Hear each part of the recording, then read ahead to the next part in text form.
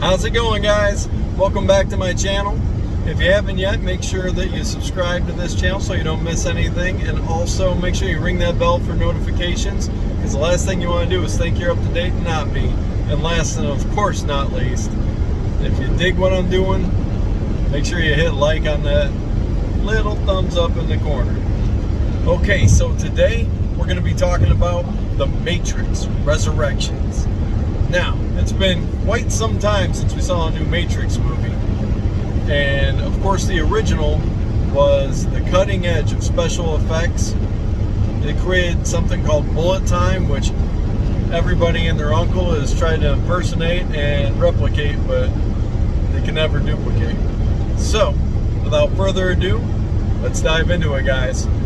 First and foremost, with this being such a iconic film for special effects, let's talk about the special effects. Okay, so while everything in the movie looks pretty darn good and hyper realistic, even though nothing in the movie is realistic, which is a real accomplishment, by the way, we catch up with Thomas Anderson, aka Neo, and the way that they draw you back into the Matrix story is actually pretty clever. I honestly didn't see that coming, and I thought it was a great setup and a great continuation for the Matrix story. Now, obviously, at the end of the first Matrix trilogy, at the end of Matrix Revolutions, Neo and Trinity were dead. And the way that they bring them back in this is actually pretty inventive, so I got to give them some credit there. Now, it falls into that dangerous Wachowski sisters, the Wachowskis.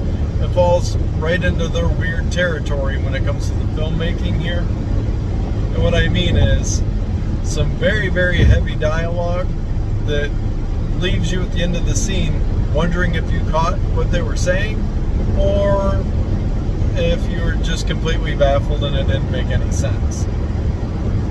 This happens quite a bit with their films, especially in the Matrix movies. They can be a bit of a challenge, often require a rewatch. Now, with that being said, the plot works pretty well. The dialogue, like I say, is pretty heavy.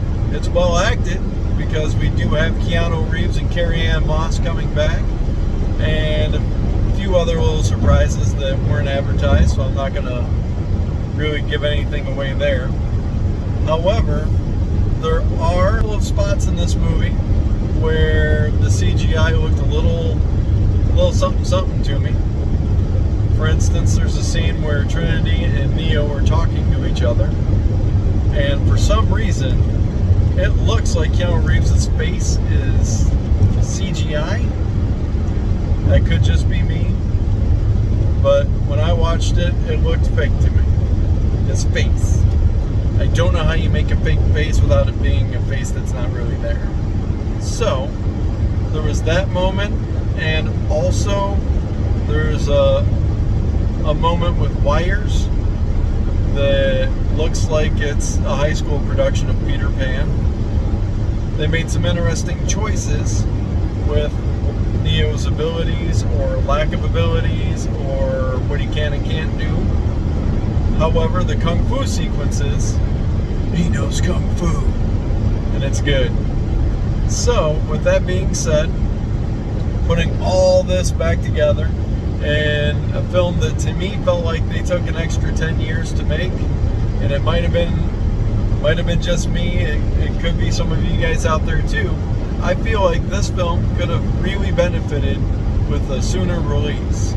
So, let me know how you guys feel about it. Drop some comments. Give me that like. Give me a don't like. I don't care. Just be honest with me. Tell me what you think, because I'm going to be honest with you.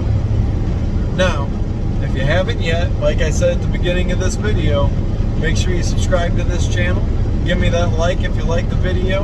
And also ring that notification bell so that you don't miss anything when it comes out. So until next time, thanks a lot, guys. Have a great day.